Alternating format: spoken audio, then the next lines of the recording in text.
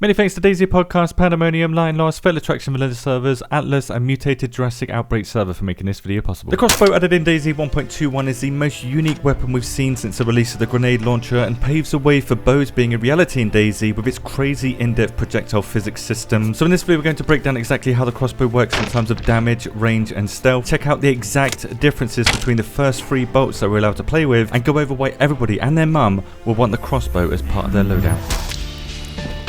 The crossbow is the first bow-like projectile launching weapon that we've seen added to this version of DayZ, and while there are mods of the crossbow at the moment, they've never worked the way that this crossbow does due to engine limitations. Unlike the previous engine's crossbow, this updated version has 5 skins, with one of the skins being very similar to the old version, which for some reason doesn't spawn in the game yet, even though it functions exactly like the other 4 do. These 4 variants spawn in hunting locations like these shacks and castles. Basically anywhere that you've seen a tundra or a blaze or this hunting bag is exactly where the crossbow spawns. The crossbow comes as standard with a fixed Picatinny rail system that allows the exact same optics that the LER can attach but has no other attachments, so the crossbow only has optical attachments, but the crossbow optic that was in the game files was removed in 1.21, so that's 6 optics in total. This is the Baraka sights, the ACOG 4 times, ACOG 6 times, combat sights, RVN sights and the Starlight night vision optic. Now what's special here is that optics in 1.21 no longer zero their default amount based on the optic itself,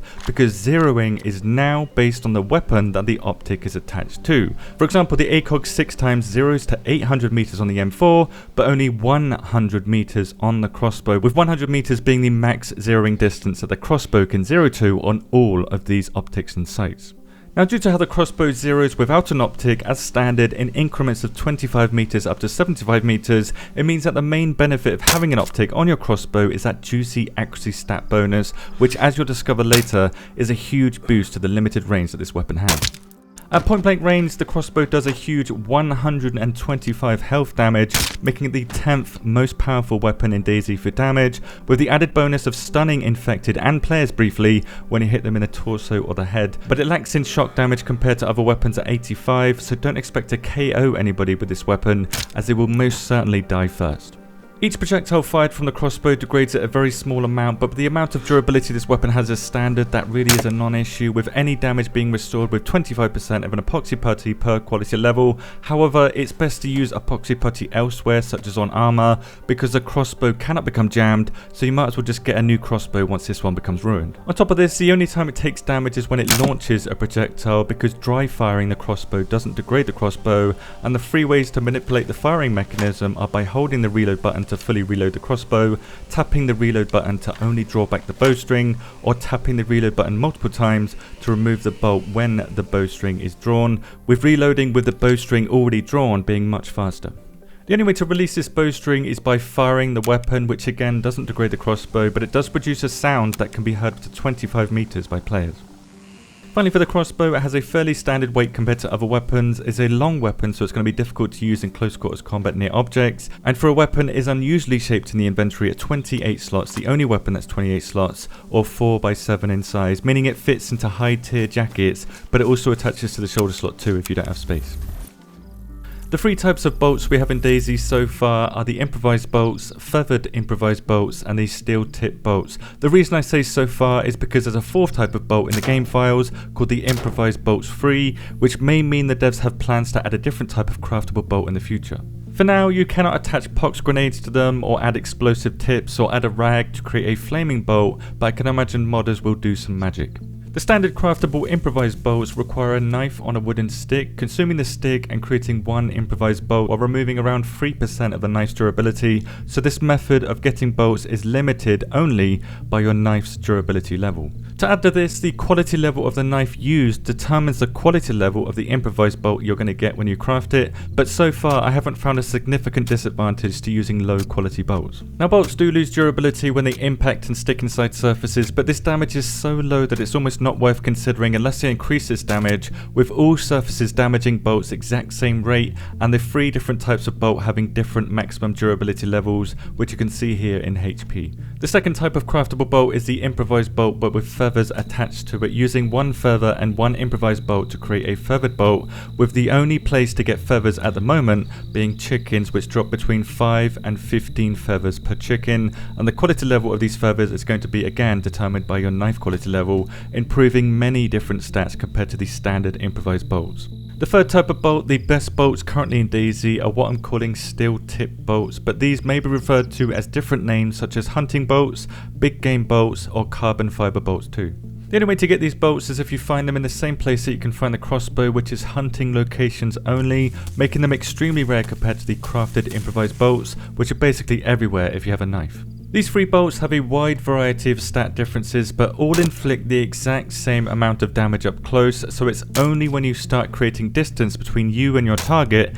that you start seeing differences between the 3 types of bolt. For example, the Improvised Bolt can only one-shot a player up to 20 meters in the chest when they're unprotected, where the Feathered Bolt, which is the upgraded version of this one, is 25 meters, so it extends the distance that you can kill players, but the Steel Tip Bolts are a huge 60 meters away. You can kill somebody at 60 meters when you hit them in the chest with the steel tips. However, this is only useful if you can actually hit targets at these distances, which you can with all 3 because the base range of the Improvised Bolts is 30 meters, which is above this 1-hit kill distance, where Feathered is 10 meters more at 40 meters, and the Steel Tips on their own, as standard, is a huge 80 meters. When you attach an optic or a sight to the crossbow, the accuracy of the crossbow gets increased too, like I said earlier, allowing a decent 50 meters with the Improvised Bolts, 60 meters with the Feathered Bolts, and double that distance at 120 meters with an optic with steel bolts. Bear in mind, this is with the 3 optics that can be attached, not the 3 sights, because with these 3 sights the range is a little bit lower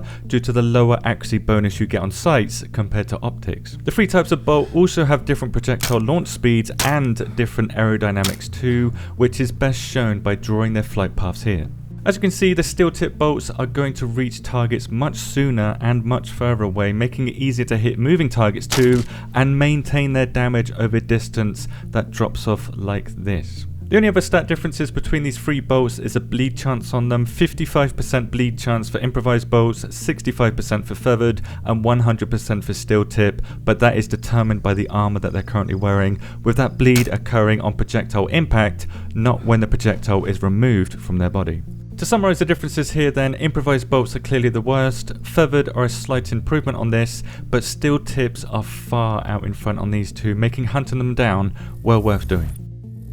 The reason I believe everybody will want a crossbow, no matter their loadout, their playstyle or their preferences, is because of the stealth factor that comes with a crossbow. Right now, if you want to kill an infected quietly, you have to get up behind it with a knife and stealth kill it because suppressors don't work like they do in the movies, which comes with many drawbacks obviously. The crossbow though is a solution to the many downsides of a melee stealth kill, basically allowing you to stealth kill but at a distance. Now, as I said earlier, improvised bolts are very easy to get and are accurate and powerful enough to kill players at 20 meters, which is more so for infected because the torso hitbox of the infected covers the arms too, so you don't have to worry about hitting the arm of an infected to 1-hit kill them. But military infected do have a little bit more health, so I'd recommend 15 meters with improvised bolts to stealth kill these ones. The reason I'm calling this a stealth kill is because infected cannot hear the crossbow at all and will see you long before they hear the crossbow bolt firing. The only problem is nearby infected because the impact sound of bolts on all surfaces in DayZ